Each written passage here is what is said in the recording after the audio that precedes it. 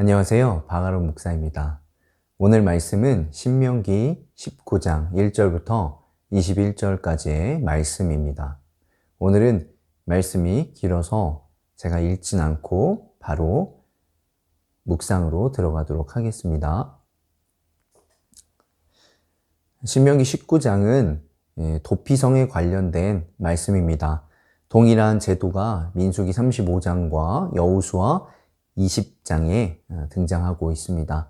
도피성은 레위인에게 할당된 46개의 성 중에서 6개를 도피성으로 삼고 있습니다. 1절에서 보듯이 4개의 주심으로 또한 성읍과 가옥에 거주할 때 이런 단어가 등장합니다. 즉 가나안 땅에 입성한 후에 시행하게 되는 규칙이다, 규정이다 이렇게 생각하시면 될 것 같습니다. 도피성은 모든 살인자가 들어갈 수 있습니다. 모든 살인자가 도피성에 들어가서 재판을 받을 수 있다는 것입니다. 이 말은 살인이 모두 의도하지 않게 이루어졌다라는 또 생각을 가지고 접근하고 있다 이렇게 보면 되겠습니다. 또한 도피성에서 중요한 점은 부지중해라는 단어입니다. 그 당시 일상생활에서는 의도하지 않고 뜻하지 않게 사람이 죽는 경우가 일어났습니다. 그렇기 때문에 살인의 의도를 파악하는 것이 굉장히 중요했습니다. 이 경우 의도적으로 살인하지 않은 비의도적인 살인의 경우 도피성에 들어갈 수 있었습니다.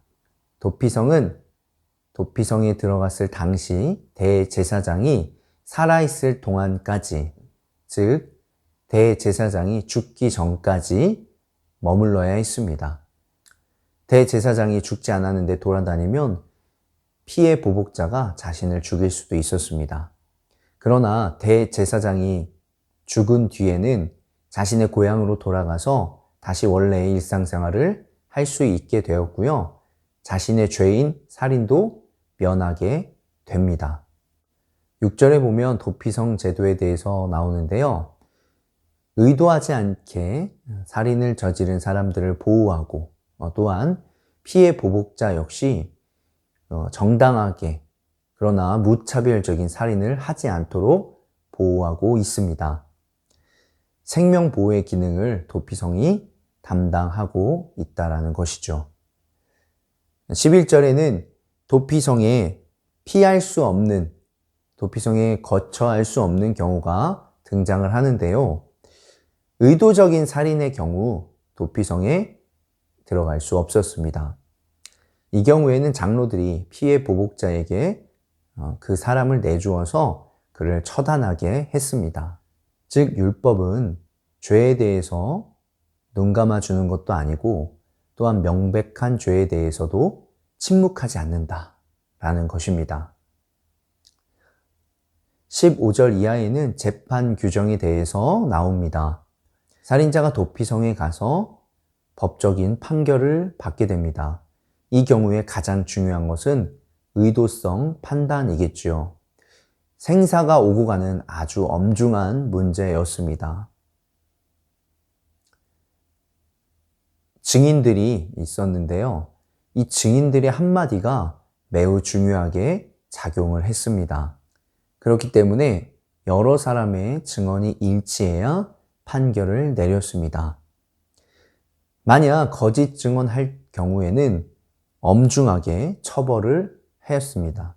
그렇게 함으로써 다시는 거짓 증언하지 않도록 엄중히 처벌을 하였습니다. 이상으로 오늘 도피성에 관련된 말씀을 함께 나누어 보았는데요. 오늘 말씀을 통해서 함께 나누고자 하는 것은 21절의 내용입니다. 생명에는 생명으로, 눈에는 눈으로, 이에는 이로, 손에는 손으로, 발에는 발로 라는 말씀이 나오고요. 내 눈이 긍휼히 여기지 말라라고 말씀하고 있습니다. 우리가 흔히 이 법을 살인자를 처벌하는 도구로 생각하는데 사실은 완전히 그 반대입니다. 즉, 살인을 하지 못하게 하는 도구다라는 것이죠. 무슨 말이냐? 이렇게 강력한 법에는 생명을 소중하게 여기라는 하나님의 뜻이 담겨져 있다는 것입니다. 내 생명이 귀하듯이 다른 사람의 생명이 귀하고 내 인격이 귀하듯이 다른 사람의 인격이 귀하다는 것이죠. 그렇기 때문에 우리는 다른 사람들의 인격을 존중해 주어야 합니다. 여기에서 더 나아가서 우리는 생물의 생명도 중요하게 여겨야 될 것입니다.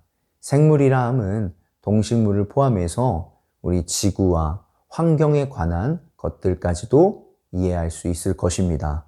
그렇기 때문에 우리가 환경을 오염하지 않도록 또 노력을 해야 될 줄로 믿습니다. 오늘 하루도 하나님께서 나에게 주신 생명을 귀히 여기시길 바라고요. 또한 우리 주변에 있는 다른 이들의 생명을 귀히 여기시는 분들 되시길 소망합니다. 또한 동식물, 또 생물의 생명까지도 귀히 여기실 수 있는 분들이 되시길 주의 이름으로 축복합니다.